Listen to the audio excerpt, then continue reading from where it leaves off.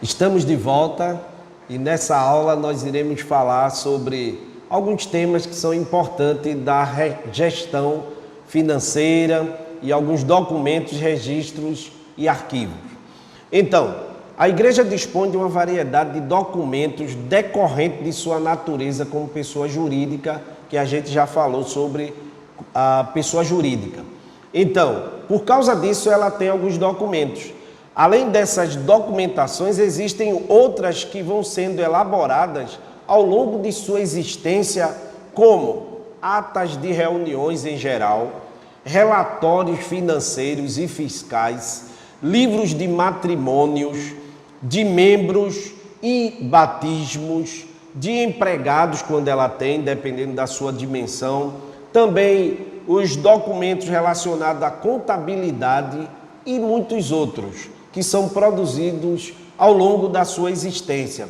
Todo esse material deve ser arquivado de forma bem organizada e adequada pela secretaria da igreja, e alguns desses registros são exigidos conforme a lei, né? Tudo tem que estar devidamente arquivado para que, quando os órgãos competentes fizerem alguma visita de surpresa, tudo possa estar organizado. Então, você tem aí documentos que são produzidos quando a igreja nasce.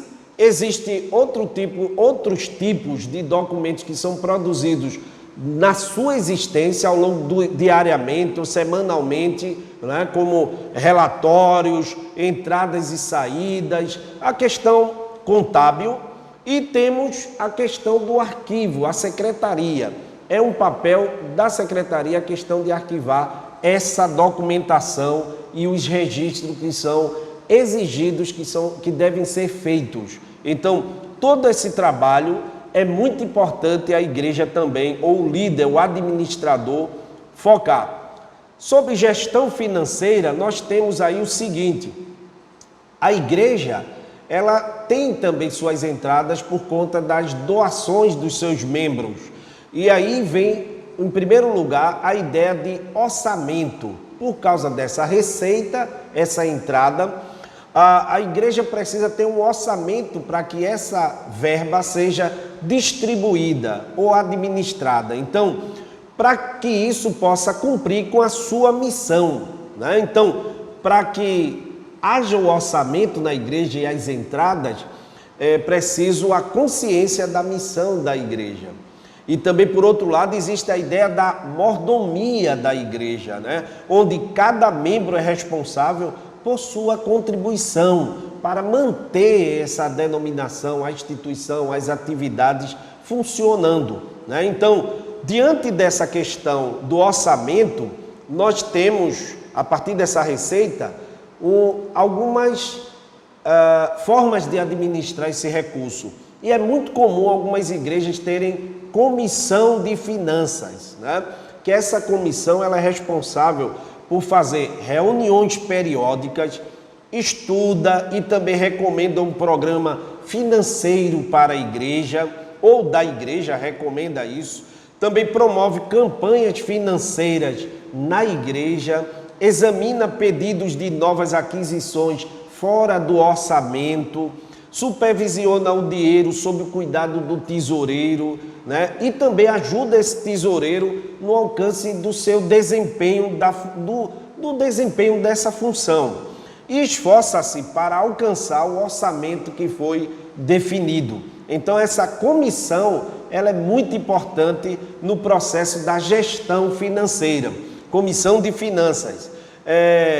Nós temos também, por outro lado, a questão básica, fundamental da contabilidade, né? A contabilidade tem a finalidade de registrar todos os eventos ocorridos na instituição que modifiquem a estrutura financeira. Então, através da contabilidade é possível comprovar onde e como os recursos foram utilizados. É um meio de comprovação da seriedade da organização religiosa. né, o trabalho da contabilidade. Isso promove transparência, e a transparência é fundamental para uma boa administração. As informações contábeis devem estar evidentes para o fisco, Receita Federal, para os membros e também para os agentes externos, né? Pessoas que não estão dentro da igreja, mas que gostam de criticar essa parte financeira, os recursos que entram dentro da igreja, pensando que estão ali de qualquer forma, ou são manipulados de qualquer forma. Então, quando uma pessoa descobre que tudo isso é bem coordenado, dirigido e trabalhado, tudo isso se torna bem diferente, né, na mentalidade das pessoas, ou seja, isso é uma organização séria, então ela passa seriedade. E aí também tem um lado das demonstrações, né, contábeis, que a gente tem aqui, segundo algumas técnicas de interpretação aí geral da contabilidade, nós temos uma coisa importante, algumas orientações. Com relação às demonstrações contábeis, temos resumidamente o seguinte: a interpretação técnica ITG 2002, item 23 de 2012, né, apresentado em 2012 pelo Conselho Federal de Contabilidade, afirma que as demonstrações contábeis que devem ser elaboradas pela entidade sem finalidade de lucros são o balanço patrimonial, a demonstração do resultado, a demonstração das mutações do patrimônio líquido e a demonstração dos fluxos de caixa, ok? E, quando aplicável, tem ainda outra seção, né, 3 da NBC, que se restringe à aplicabilidade dessas regras para o trabalho da demonstração das receitas da igreja. Então, nós temos ainda também uma orientação do Conselho Federal de Contabilidade que afirma que algumas nomenclaturas de demonstração contábeis devem ser modificadas de acordo com o item 24. No balanço patrimonial, a denominação da conta capital deve ser substituída por patrimônio social, integrante do grupo patrimônio líquido, e a conta lucros e prejuízos acumulados devem ser trocadas por superávit ou déficit, ok? Ao invés de falar de lucro ou prejuízo, coloca superávit no lugar de lucro e no lugar de prejuízo, déficit, ok? Então, nas demonstrações do resultado, das mutações do patrimônio líquido e dos fluxos de caixa, as palavras lucro e prejuízo devem ser substituídas por superávit ou déficit do período.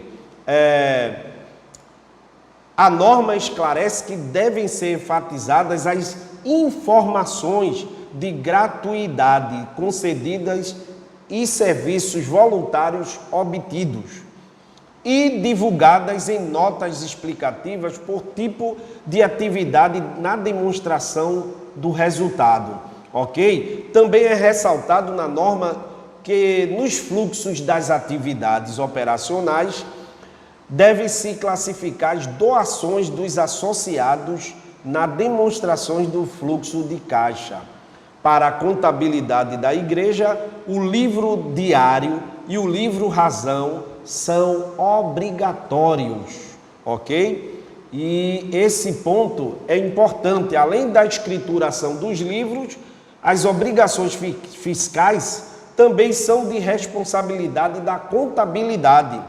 Deverão entregar para a Receita Federal declarações como o DIF, né, que é a declaração do imposto de renda retido na fonte, e o DIPJ, a declaração de informações econômico-fiscais da pessoa jurídica, e o DCTF, declaração de débitos e créditos tributários federais, ok?